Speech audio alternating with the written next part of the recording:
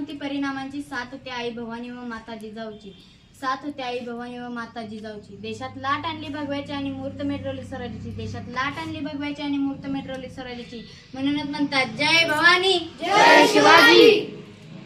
सन्माननीय अध्यक्ष, आदरणीय शिक्षक आणि इथे उपस्थित शिवभक्तांना सर्वांना माझा नमस्कार. आज मी अशा एका महान व्यक्तीबद्दल बोलणार आहे ज्यांचा मला तुम्हाला नाही तर संपूर्ण देशाला अभिमान आहे.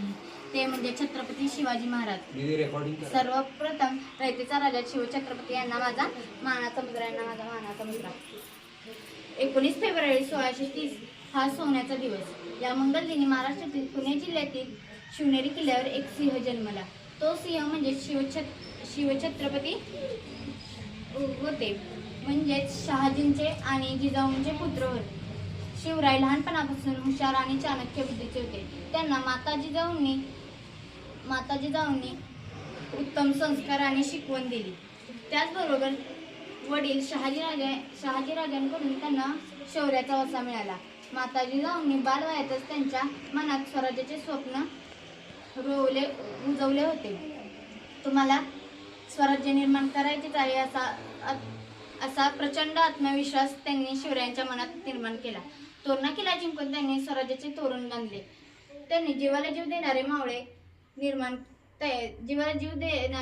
तयार केले.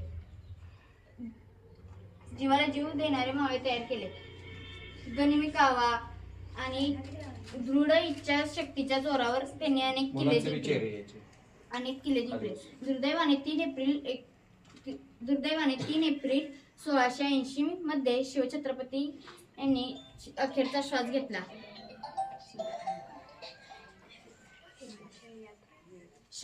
शब्द हे अपुरे पडती अशी शिवबांची